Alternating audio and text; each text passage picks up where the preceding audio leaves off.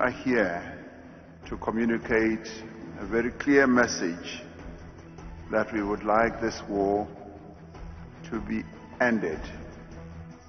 Ligalelekile igqiza leenkokheli zelizwekazi leAfrika kwelaseRussia nalapho zidibene nomongameli Vladimir Putin kwilinge lokudala uxolo phakathi kweRussia neUkraine. These three sides here, we knew, you could see that it was done day before because they know that the community is coming. Kusakhiwe izindlu ezimbini ze-RDP kwiphulo lokwakhiwa kwezindlu elaqala ngo-2019 nelixabisa imali engange-83 million rand eNanda, KwaZulu-Natal. He's taking the corner short here. He'll try and fling it in from a different angle. Oh, it's been mishandled. Bafana Bafana ibethe iMorocco kumdlalo ukuzibekela indawo kwindebe yeAfcon.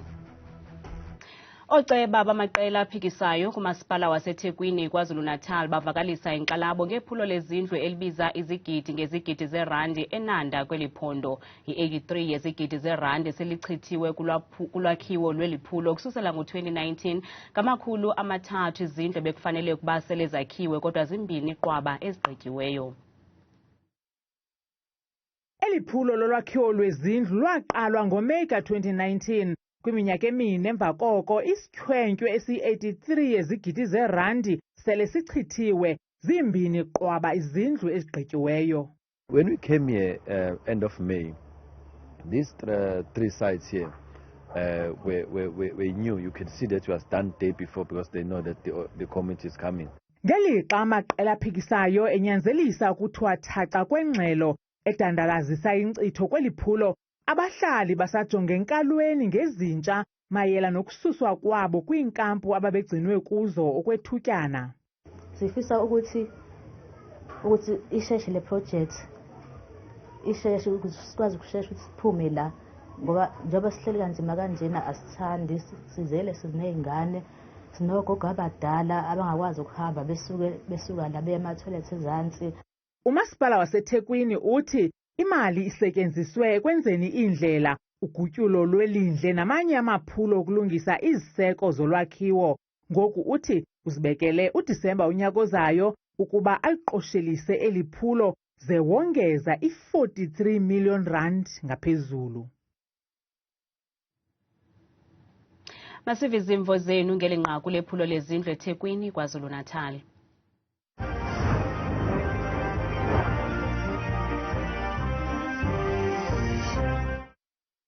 Hayi msasazi leyo imali ityiwa isicaca. Ngeke ngeli xesha bekanti kuduke leli xesha enyakeni kusekho indlu eyi-1 eyakhiweyo. Uzoveke kuzawuthiwa kusaphanda. Sisaphanda. Madoda imali yatyiwe eMzantsi. Ezinkokeli zethu hayi. Lihlazo eli. Kunzima kweli lizwe sihleli kulo. Xa sizawuthi kukhutshwa imali enkulu kangaka idliwe singayazi uba ikhupha kunini kona ngo-2019. Yonke nje into bayenzayo ayikho into bakhe bayenze ibe yimpumelelo ikhawuleze yenzeke. Into bayaziyo ukuhlisa imali ngomlenze qengenzeka loo mali ayisekhona yahliswa ngomlenze kudala. Emva kwexesha elingaka ityiwe loo mali, mababuyise le mali bayityileyo, bakuphanda ufumanise uba imali yaphelela phi na. Kanti ungaphefumla kumaqonga ethu onxibelelwano ngokuthi usebenzise le nombolo yeWhatsApp nengu-071 670 2548. Ilali ilibutlwane neziphaluka eMntla Ntshona liqhuba iphulo lokuqaqambisa ulwamvila lwesifo somhlaza okuza njengoko lengingqi inenani eliphezulu lokusweleka kwabantu ngenxa yesi sifo. Abaququzeleli beliphulo bathi injongo zabo kukuba kwakhiwe iziko lezempilo lesifo somhlaza kule ngingqi. Umsunguli weliphulo uthi wabona kubaluleka kokwaziswa ngesi sifo emva kokuphulukana namalungu amane osapho lwakhe kwanomhlobo wakhe. On 1997, I lost my father due to throat cancer. And then 2014, I lost my younger sister due to brain cancer. And then 2017, I lost my sister due to breast cancer. And the sad part is that she died while she was waiting for treatment. And the last one, my sister, I lost her due to blood cancer. I lost her, it was last year. Ukwamemelela ukufikeleleka konyango kwabo banesi sifo. The aim of us is to build a cancer center, and definitely we are going to build it because when you look around the surroundings of where we are now, around the Memoretele, with the population of more than 500,000 people, there is no cancer center, and even our nearest hospital, which is Jubilee, they don't deal with cancer. They refer people to George Mukhari, and that is a problem because sometimes they refer you while cancer is already spread in your body. Ukanti uluntu luyabongozwa ukuba lusifundise ngeempawu zesisifo somhlaza. We say cancer can be beaten because the more we detect cancer very early, the more we are able to treat it. Eliphondo likwathi lukwanawo namaphulo okwazisa kwanokuthintela isifo somhlaza ebantwaneni abahamba isikolo. Sekela mphathiswa wesebe lemicimbi yezekhaya Umnumzana Nzuzo uhambele eGermiston eGauteng kwenye yeofisi ezi-186 ezivuliweyo. Le indlela yokuphawula nokubhiyozela inyanga yolutsha kukhuthazwa ukuba lufake izicelo zezazisi, ukanti le ofisi iza kuvula nangeempelaveki kule nyanga yolutsha. Phantsi kweemeko eziqhelekileyo, iiofisi zakwa-Home Affairs yavalwa ngeholide nangempelaveki. Kodwa kule nyanga yolutsha abasebenzi abasebatsha kweli sebe bakhokhela ngomzekelo ngokunika abemi boMzantsi Afrika ithuba lokwenza izazisi. June, our youth month, that's when we started to volunteer as youth to assist with ID applications for all matrics together with grade 11s. We're inviting schools to come to Home Affairs and then we assist them. Usekela mphathiswa wesebe lezekhaya uhambele enye yeofisi zakwa-Home Affairs eGermiston. Uthi oku kukhuthaza abemi boMzantsi Afrika ukuba bafake izicelo zokwenza izazisi baphinde bazilande. We have opened 176 offices yesterday as well as today to service. Yesterday we serviced about 136 schools. Today we are servicing more of those schools. Abafundi bakonwabele ukwandiswa kweeyure zokusebenza kwiofisi yaseGermiston besithi kukho hoyo yaye bancedwa ngokukhawuleza. I feel so happy because the other times when I came here there was a long queue, so we had to go back home and come back again, and you see at school we were so busy. Njengoko kuza unyulo kunyaka ka-2024, i-IEC isebenzise eli thuba ukukhuthaza uvoto kubantu abatsha. We've been here since yesterday to take advantage of registering new voters. As you know that from the age of 16 you can register to vote as soon as you have your ID. Ezi ofisi zakusebenza qho ngeempelaveki kule nyanga yolutsha ngethemba lokukhuthaza abantu abatsha ukuba basebenzise ilungelo labo ledemokrasi emveni kokufumana izazisi. Kwiindaba zethu kuchannel 163 oziphathelwa iNewsroom Africa, ndinguZola Sholwana eGermiston. Kanti ke xa sibuyela kwinqaku lethu lokuqala, ugalelekile Russia umongameli weli Umnumzana Ramaphosa nalapho wabamba ingxoxo nomongameli Vladimir Putin kwilingelo lokuza neqhinga ekupheliseni imfazwe egqubayo phakathi kweUkraine neRussia. Izolo igqiza lenkokheli zase-Afrika ezizama ukwenza umnqophiso woxolo nelizwe lase-Ukraine neRussia nelikhokhelwe ngumongameli Ramaphosa ligaleleke eUkraine apho libe nendibano nomongameli welalizwe Umnumzana Volodymyr Zelensky.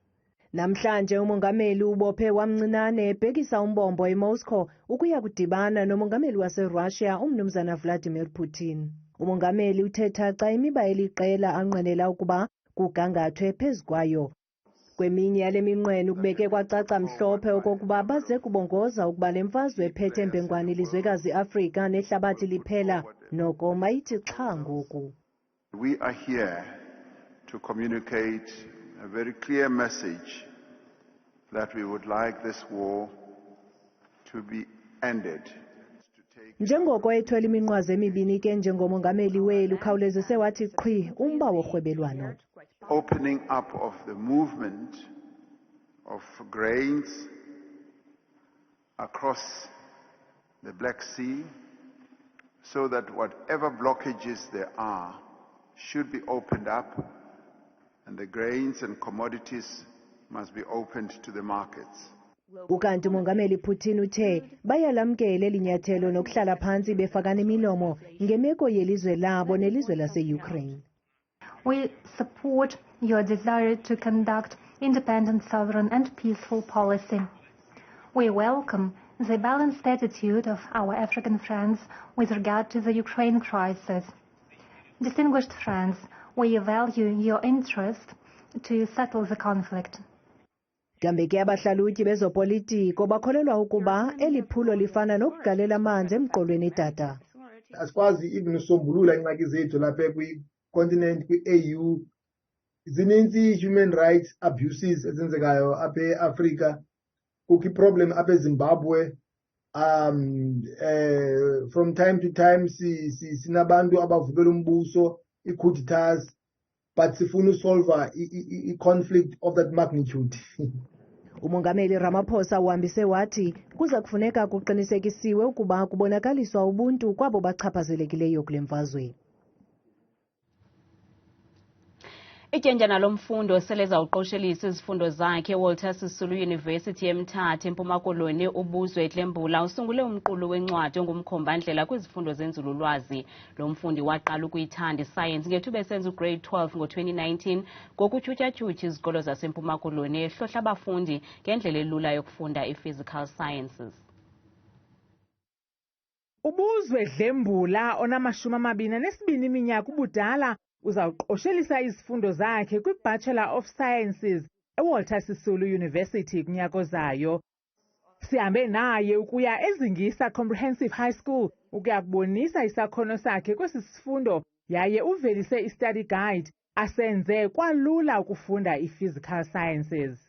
Omnye umntana ayaphethe mhlawumbi sengumntu ocinga nokuyeka isikolo ngenxa yesifundo esinase-physics. Ndaqonda uba okay kungayintoni isolution isisombululo kuloo nto leyo. Mandithini mandize nento ezawusimplifya le ngxaki lena so that ngoku nabani na akwazi ukuthi ayi-understand and ayipase emagqabini. Izingisa sesinye sezikolo eziqhuba kakuhle kwisithili i-Inland. Sinesakhiwo sale mihla sokufundisa isifundo senzululwazi esakhiwa ngabazali besisikolo bengancediswa lisebe lemfundo ephondweni. Umcelimngeni ngoku kukuba azikho izixhobo ngaphakathi. Into endiye ndayiqaphela kukuba njengoko singenabhodi khange sikwazi ukuyibona ncam le nto ebeyithetha ngayo kuba ebengayibhali phantsi, ngoko ke bekufuneka siqale siyicinge engqondweni ukuba yintoni. Eyona nto endingathi mna ndiyibambile kakhulu kukucaciselwa nge-force ekuthiwa yi-normal force ebendingayazi ukuba isebenza njani. Kungoku nje uBuzwe ngethemba lokuncediswa lisebe lemfundo ufuna ukuvelisa iincwadi eziliqela ze eli phulo alinabisele nakwamanye amaphondo. Kwiindaba zethu kuChannel 163 ngokuphathelwa yiNewsroom Africa, ndinguntsiki Noyiya eZingisa eMthatha. Nanjengoko eli libhiyozela usuku lootata ngomso sibe nenyweba yokuncokola notata ogcine abantwana bakhe emva kokusweleka komama wabo kwiminyaka engaphaya kwe-10 egqithileyo. Umnumzana Nzuzo wakwaBhele ngaphandle kwaseQonce eMpuma Koloni uncoma abantwana bakhe ngokulandela imiqathango yakhe engumntu ongutata enjalo. Umnumzana Nzuzo yindlezana kubantwana bakhe ababini. Ube into yonke esiwevuka nabo koko kwasweleka umama wabo ngo-2010. Wena 8 lena ke lona ungumfana ngoku gogo. Lona uyintombi ena 6 ngela xesha. Bekunzima kakhulu. Bamba kubenzima kakhulu kunye andiphangeli. Ndaba nemoto. There's a disability grant. Uba disability grant bendingenayo ngekunzima kakhulu. Ndiyabulela ngayo into asenzela yona. Happy Father's Day. Happy mama. Happy. Nangona umnumzana Nzuzo onwabile nabantwana bakhe kodwa inye into emhluphayo yeyokuba omnye wabo okokoko waphumelela ibanga le-10 ngebhatshela ngo-2021 azibuyi impendulo zezicelo awazifaka kumaziko emfundo enomsila iidyunivesithi ukutsho. Kwiindaba zethu kuChannel 163 ngokuphathelwa yiNewsroom Africa, ndinguntsiki Noyiya kwaBhele eQonce. Bafana Bafana ibethe iMorocco ngamanqaku 2 kwelinye kumdlalo ogqibela kaGroup K bubanjelwe kwibala lase-FNB Stadium nosandula ukuphela. Omabini lamaqela selezibekele indawo kwitumente ye-AFCON eza kubanjelwa kwelase-Ivory Coast, kanti ke masikhe siphosa amehlo kumabalengwe alo mdlalo. To continue that vein of form He's taking the corner short here. He'll try and fling it in from a different angle. Oh, it's been mishandled. And Bella in plenty of space if he can find him. Bella! And following up is Lepasa. Mayela out to meet him. There's no cover. Ziyech again. Oh, he's bent it into the bottom corner. As Hakimi gets this in, it's fallen kindly here. Ronwen Williams makes the save to deny Sabiri. It's too good to the ball. Well, they might not need to hold if they score again. Bella shapes to shoot, fires off a shot. It's well blocked. You can't blame him. I thought he was within his right to be able to take his opportunity from such a range. And what did he want? The stars of Morocco, and perhaps rather unexpectedly, they have come away with the victory. Hugo Bruce. They never say. Bamthembu selengqangile neMozulu.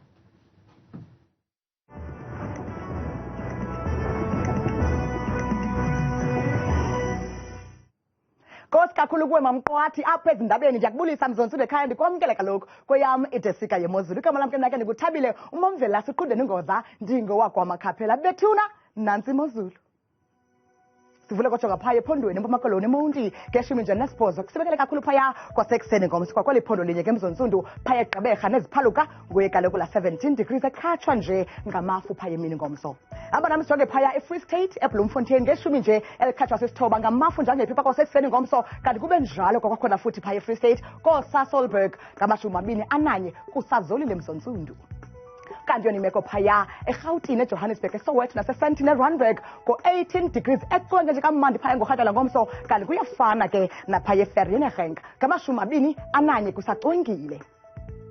Mbukelo mapha ekhaya nanso ke imeko phaya kwaZulu Natal eThekwini ngo-21 degrees wezulu nje elimathumba ntakampela pha ngorhatala ngomso kanti napha komgungundlovu ngo-22 degrees naye akabi kwahlaba. Kanti yona imeko phaya kwakhona mbukele eLimpopo koPhalaburwa ngamashumi 20 ekhatshwa sisithoba kuconke kamandi phaa kwasekuseni ngomso kanti kube njalo ke naphaya ePulukwana ngo-24 degrees mhle kakhulu. Ukanti yona imeko phaya ephondweni eMpumalanga eMbombela ngamashumi 20 ekhatshwa sisithoba kuconke kamandi phaya kwasekuseni ngomso kanti kuyafana ke mzonsundu ekhaya phaya koSekhunda kwakhona neziphaluka ngo-20 degrees naye mhle yonke lamini yangomso. Yona ke imeko phaya eNorthwest eMahikeng ngamashumi 23 ezulu nje elizwe kamandi phaa ngorhatala ngomso kube bufana ke naphaya koRustenburg ngo-22 degrees mhle ucwengile. Ukanti yona imeko yenjenje phaya eNorthern Cape eKimberley ngamashumi nje 20 ngamafu njengephipa ekuseni ngomso qabaqaba nje nangorhatala ngomso kanti phaa koUppington futhi ku-18 degrees usaconke kamandi nje yonke lamini yangomso. Ukanti yona imeko phaya eNtshona Koloni eKapa Lodimo ngo-15 degrees wamathontsana nje entshizana ezemvula phaya ekuseni ngomso siqukumbele emzonsundu iMozulu ngeGeorge ngo-14 degrees naye osazolileyo. Mna ndikuqudeni umamvela sibethana nandi ukuthanda kangaka xesha elimyoli.